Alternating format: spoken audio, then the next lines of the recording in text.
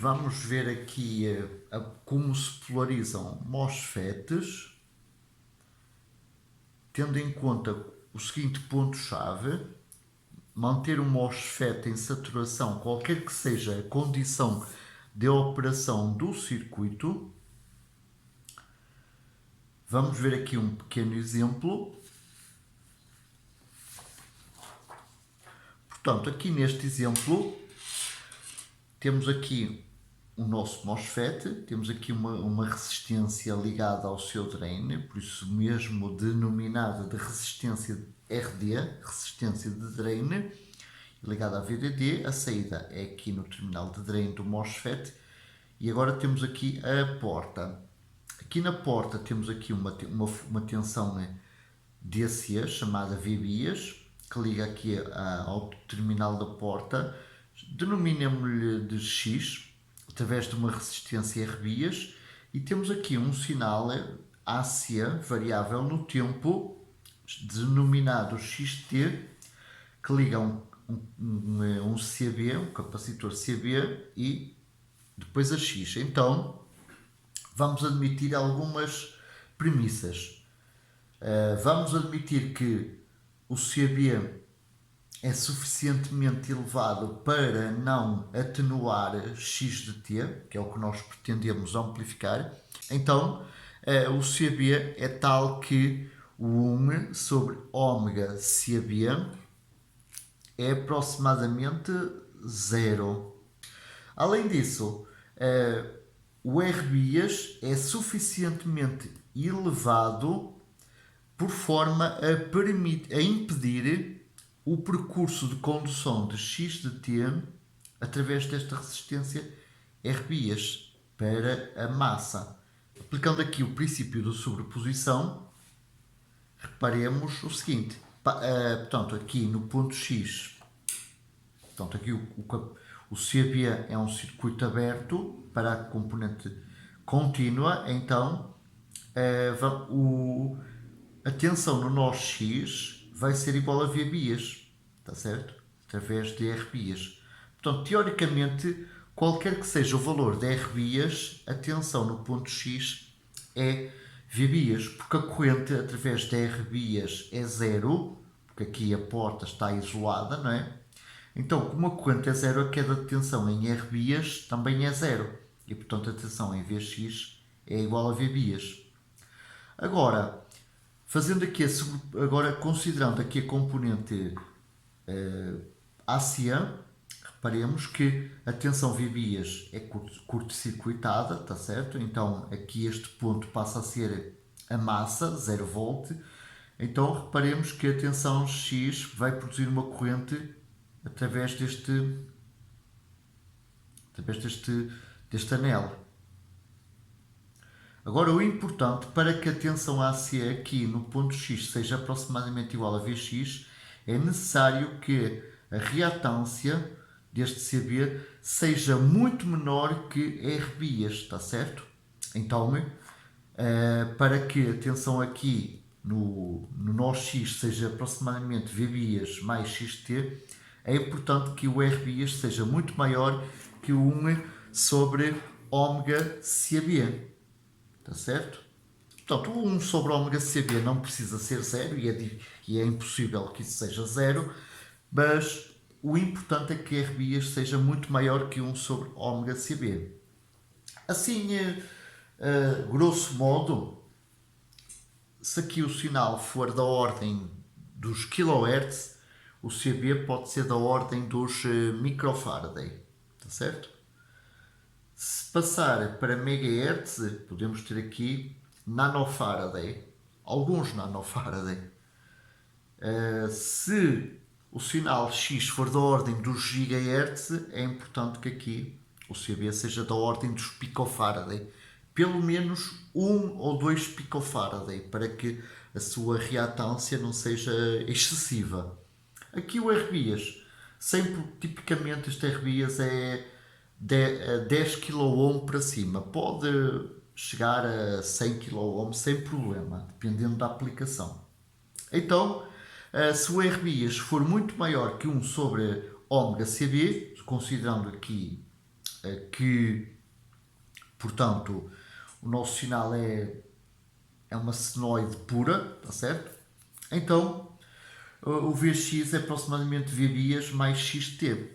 E então o VGS vai ser igual a tensão Vx, isto é, igual a Vbias mais xt. Outra forma de polarizar o NMOS é termos este circuito aqui. Temos aqui o NMOS, o RD, aqui temos o nó X, X maiúsculo, entenda-se. Então, usamos um transformador. Portanto, temos aqui Vbias, que é uma tensão DC, que liga aqui ao secundário do transformador. Aqui no primário temos o XT. E então aqui, no nó X, vamos ter, portanto, o VGS vai ser igual à tensão no nó X, que vai ser então igual a Vbias mais a tensão no secundário do transformador, a tensão AC, entenda-se. Óbvio, se aqui este transformador tiver uma relação de transformação 1 para 1, então o VGS será Vbias mais XT. Se tiver uma relação de transformação diferente, vai ser a relação de transformação vezes XT. Uma coisa interessante que se pode observar é que eu posso fazer isto sem problema, tá? Portanto, isto não vai ter qualquer implicação porque este nó aqui, ele é independente deste, está certo? Bem, porque é que eu fiz esta ligação para a massa? Porque é muito difícil a gente ter uma tensão XT que seja flutuante. Normalmente ela é produzida pelo mesmo sistema onde está este circuito e, portanto, eles partilham a mesma massa. Mas a gente faz o desacoplamento através do transformador. Bom, exemplos de fabricantes de transformadores. Temos a Murata, a Sumida, a Triad Magnetics, a TDK, etc. Portanto, é só ir à Farnell ou à DigiKey e ver lá transformadores de DRF para radiofrequência, transformadores de pulsos. Se quisermos controlar, por exemplo, um IGBT, um tiristor, ou o que seja, está certo?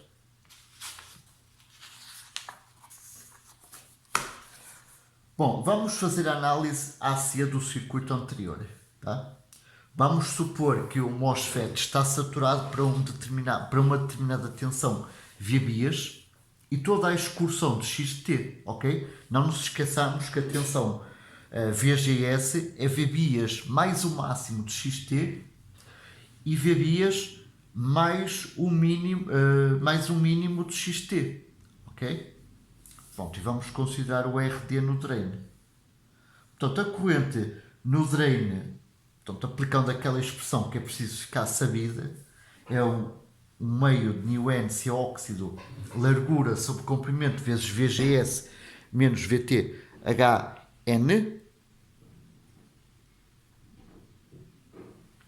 ao quadrado. Bom, o nosso VGS é Vbias mais XT, está certo? Então substituímos aqui, e está aqui.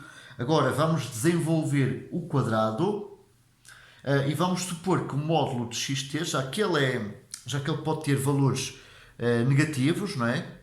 Então o seu módulo é muito menor que 2 vezes Vbias menos VTHN. Basicamente, um exemplo, se a gente considerar que o Vbias igual a 0,7 volt, o VTHN de 0,35, isto é um exemplo, tá? O XT pode ter uma amplitude de pico, um valor de pico, por exemplo, de 10 mV. Neste exemplo a gente respeita esta condição. Não nos esqueçamos que vamos analisar para pequenos sinais. Portanto, então, desenvolvendo aqui este quadrado, obtemos esta expressão aqui desenvolvida.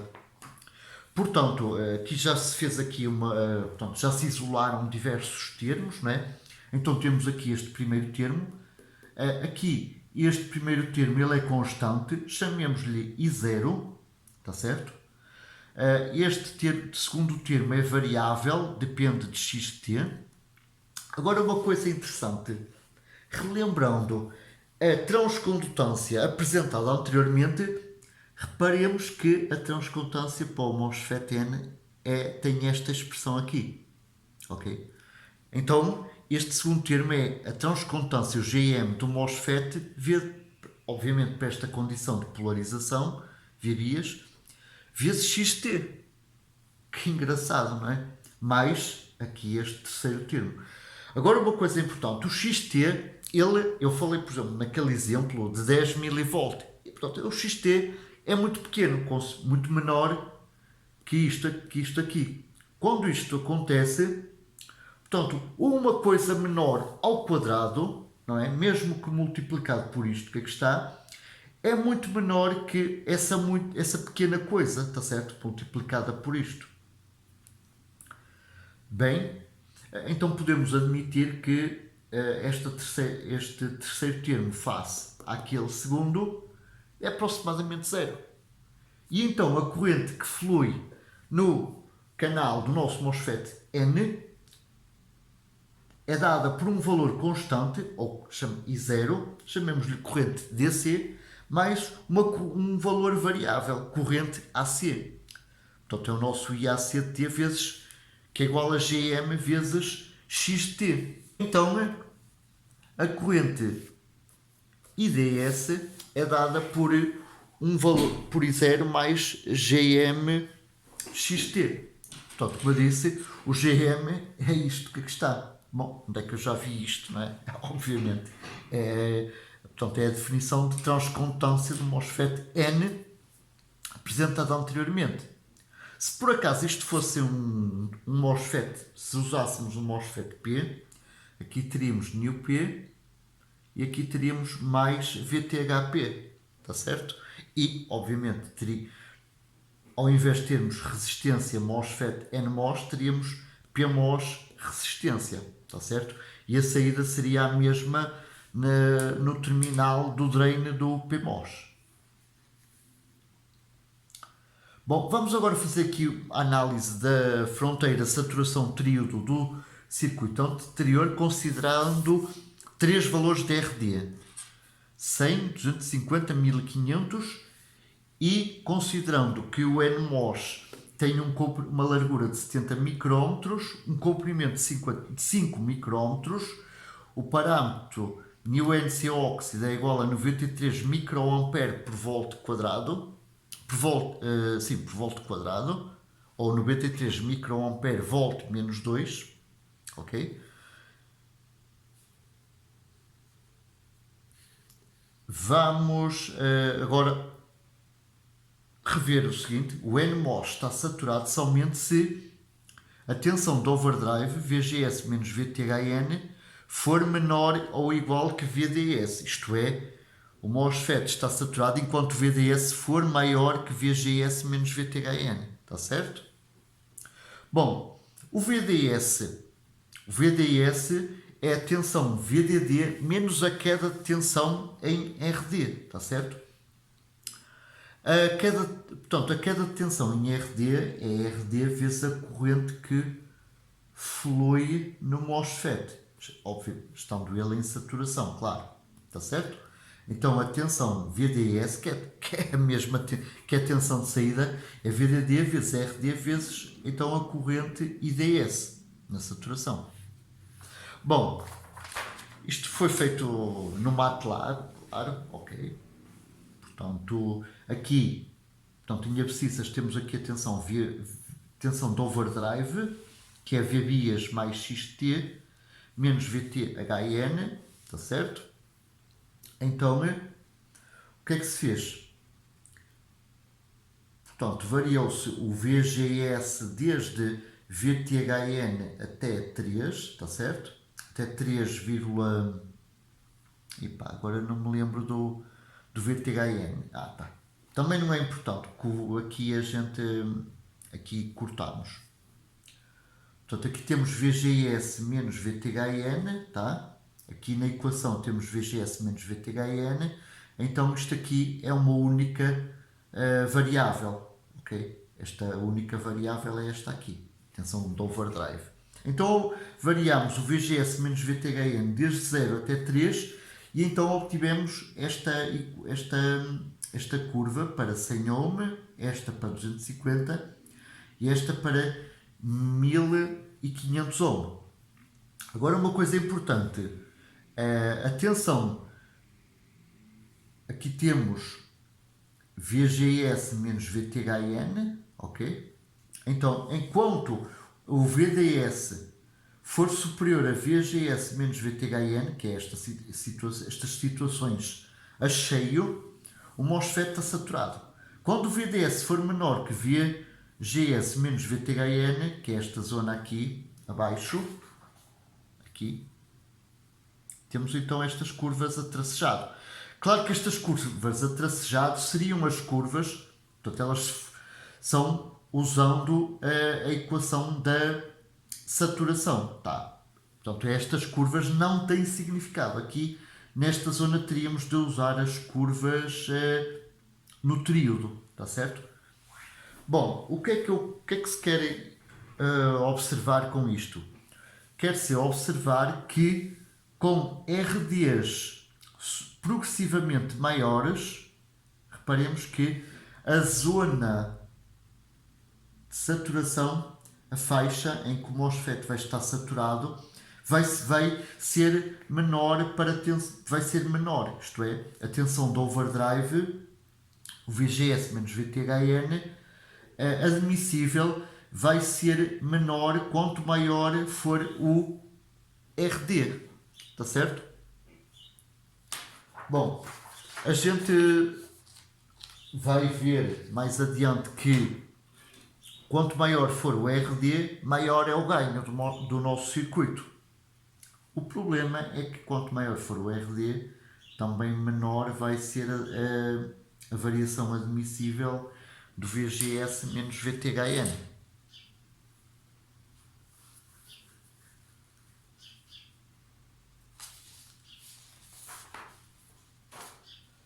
Bom, vamos agora ver como sabemos já implementar fontes de corrente, não é? Ainda que simplórias, não é? Vamos agora ver como se implementam os espelhos de corrente. Os espelhos de corrente são extremamente importantes em circuitos eletrónicos porque são extensivamente usados em microdispositivos. Vamos ver aqui um exemplo conceptual de um circuito integrado, ok? Em que, por acaso, é um circuito integrado de radiofrequência, não é? Temos aqui um amplificador de baixo ruído, um amplificador de potência, um driver, aqui um mixer. Aqui, estes blocos eles vão precisar ser polarizados. Precisamos de injetar corrente aqui neste LNA, por exemplo, temos que injetar e sugar corrente. Aqui neste Power Amplifier temos que sugar corrente. Aqui neste driver temos que injetar corrente. Aqui neste mixer temos que injetar e sugar corrente. Portanto, isso faz-se com fontes de corrente. Só que a gente não vai projetar uma fonte de corrente para cada finalidade. Aqui o truque é ter uma fonte de corrente principal e depois espelhos para replicar essa corrente. É bem mais eficiente. Bom, vamos então ver a implementação de poços, ou seja, sugadores de corrente, poço I1 e I2, neste caso I1 e I2. Na realidade, estes poços eles não são totalmente flutuantes, porque só o terminal de cima aqui o é. O outro terminal, o de baixo, liga à massa, a 0 volt. Vamos ver a implementação destes dois poços, I1 e I2.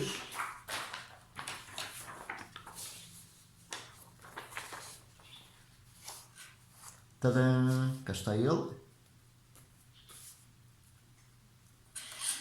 Temos aqui os poços I1 e I2. Isto já tínhamos visto anteriormente, não é?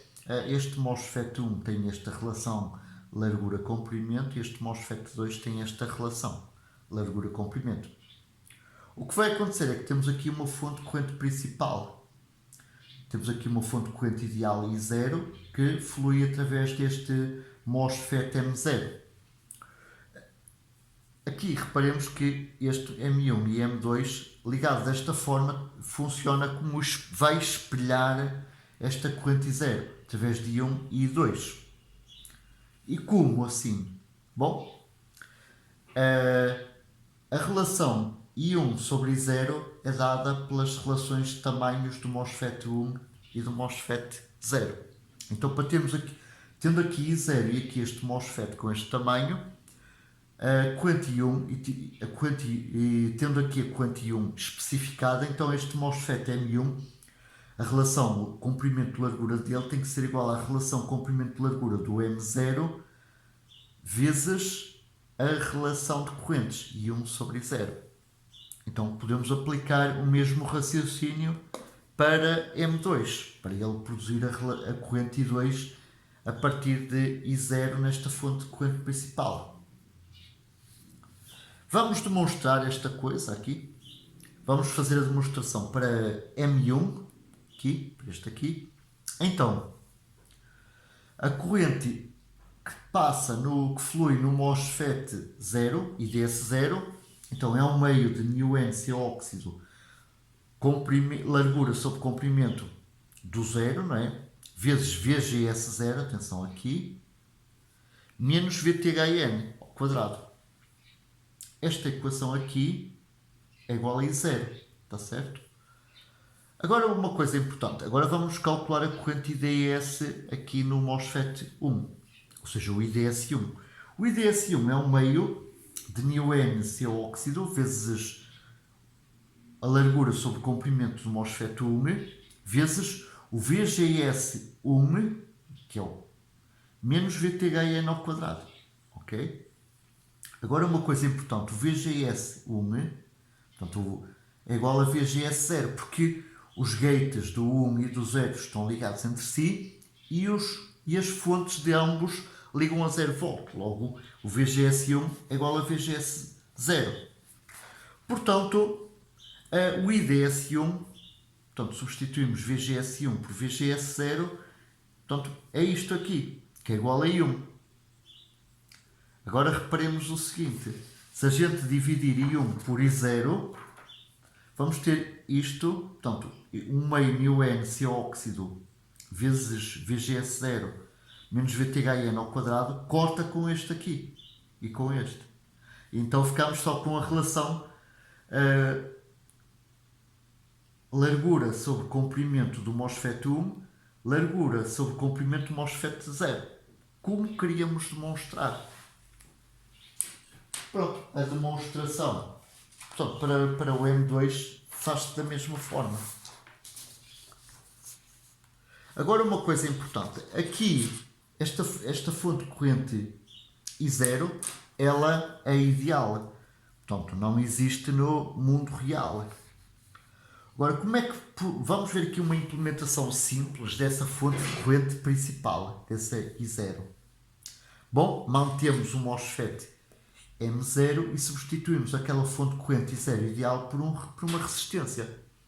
Claro que esta resistência, em colaboração com este MOSFET, com este tamanho e a tensão VDD, vai produzir aqui uma corrente I0.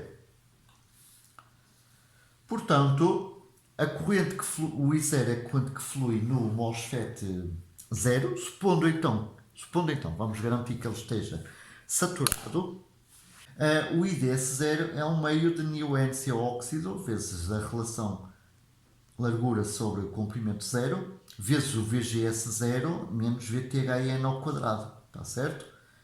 É aquela equação que tem que ficar sabida. O IDS0 é então igual a I0. Chamemos a isto asterisco. Então vamos fazer aqui uma pequena suposição. Isto pode-se fazer de várias formas, mas esta, para se perceber aqui, é mais fácil. Vamos supor que a gente já conhece, sabemos qual é o tamanho do MOSFET, isto é, sabemos qual é a sua largura e o seu comprimento, isto é, sabemos a relação largura versus comprimento. Bom, o I0 é um valor que a gente também especifica, ele também é conhecido. Então, se a gente conhece o tamanho do M0 e se a gente já especifica o I0, então também é conhecido, então a nossa única incógnita vai ser o R. Então, então, então é assim, a tensão VGS0 vai ser igual a VDD menos a queda de tensão em R, isto é, vai ser VDD menos RI0. Então, combinando aqui esta equação asterisco, asterisco com a equação asterisco, obtém-se o valor de R, está aqui, 1 sobre 0 vezes, abrir parênteses reto, VDD menos VTHN menos a raiz quadrada de 2 e 0 sobre μn, seu óxido, sobre vezes a largura sobre o comprimento do M0. E pronto, e o R está obtido. O R faz a função de uma fonte de corrente ideal. Vamos agora ver o caso de fontes de corrente do tipo fornecedor de corrente, ok? Assim, deste tipo aqui. Portanto, temos então aqui neste caso, neste exemplo, I1 e I2, tá? A corrente vai de cima para baixo, porque é fornecedor. Infelizmente, estas duas fontes de corrente também não são totalmente flutuantes, pois um dos terminais liga a VDD ao de cima. Portanto, só o terminal de baixo é que é flutuante. Vamos implementar isto. Então, portanto, e a fonte de corrente I1 e I2 é implementada através de PMOS, ok? Agora, vamos precisar ainda de uma fonte de corrente principal, usando o PMOS M0 e uma fonte de corrente ideal I0, para percebermos como é que isto funciona. Então, ligando aqui os gates de M1 e M2 ao gate de M0, aqui o M1 e o M2 espelham a corrente I0. Então funciona, temos aqui o PMOS também a funcionar como o espelho de M0, está certo? Bom, tal como acontecia no NMOS, não é? Então, não é preciso sermos bruxos para saber que o tamanho da M1 e o tamanho da M2 é tal que temos então aqui esta equação. Portanto, o tamanho da M1, portanto, a relação largura-comprimento relaciona-se com a relação largura-comprimento da M0 na fonte de corrente principal, vezes a relação de correntes I1 e I0, acontecendo o mesmo com M2. Vamos demonstrar isto. Vamos só demonstrar aqui para M1, o M2, portanto, por simpatia, isto fica igual. Vamos então calcular a corrente no MOSFET 0, que é o ISD0. Portanto, o ISD0 é 1 meio µp seu óxido vezes largura sobre comprimento do MOSFET 0 vezes VSG0 mais VTHP ao quadrado. E portanto, isto aqui é igual à corrente I0 especificada. Bom, vamos agora calcular a corrente que passa no MOSFET 1. Aplicamos de forma similar, a diferença é que no MOSFET 1 a gente tem a tensão VSG1. Ok? Agora uma coisa importante, eu falei que os gates do MOSFET 1 e do 2 ligavam ao gate do MOSFET 0. Além disso, as suas fontes ligam a VDD. Portanto, como o VS de M1 é igual ao VS de M0 e o gate de M1 está ligado no gate de M0, portanto, o VSG1 é igual a VSG0. E, portanto, substituímos aqui VSG1 por VSG0. Tadã! Isto aqui é igual, então, a I1. Claro, agora, se a gente dividir I1 por I0, não é? Isto que está aqui, portanto, isto que está aqui, meio µp óxido, e VSG0 mais VTHP ao quadrado corta com aquele ali, tá? ficando somente com largura sobre comprimento do MOSFET 1 dividido por largura sobre comprimento do MOSFET 0. E, portanto, isso é igual à relação de correntes I1 sobre 0. Como queríamos demonstrar. Bom, vamos, tal como aconteceu no NMOS, vamos substituir a fonte de corrente ideal I0 por uma resistência e temos então aqui a implementação da fonte de corrente principal I0 e então o R calcula-se da mesma forma. A gente sabe que a corrente IDS0 é um meio μP óxido vezes largura sobre comprimento de M0 vezes o VSG do MOSFET 0 vezes G0 mais VTHP ao quadrado. Isto aqui é igual ao I0 especificado. Uma vez mais, a gente conhece o tamanho do M0, isto é, conhecemos isto que aqui está. Portanto, a nossa incógnita aqui é o VSG0. Portanto, o VSG0, portanto, a gente sabe que aqui a tensão VDD é VSG0 mais a queda de tensão em R. Tá? Portanto, é o VDD é VSG0 mais RI0. Portanto, o VSG0, portanto, isto passa para o membro da esquerda e, portanto, substituímos VDD menos RI0 acolá. E, como conhecemos tudo, como temos os parâmetros da tecnologia, conhecemos o tamanho de M0, conhecemos o VTHP, conhecemos o I0 especificado, não é? Então daqui sai o R. Pronto. Aqui o R. O R vou deixar para trabalho para casa. Vimos então como implementar fontes de corrente, portanto, principais, e os respectivos circuitos replicadores de corrente, usando espelhos de corrente, quer na versão NMOS para implementar poços e na versão PMOS para implementar fornecedores de corrente. Vamos agora ver como combinar fontes e poços usando somente uma fonte de corrente principal. Isto é, temos um circuito único. Ok? Então, portanto, vamos então combinar fontes e poços. Portanto, aqui temos o primeiro circuito que queremos implementar poços, tá? Aqui.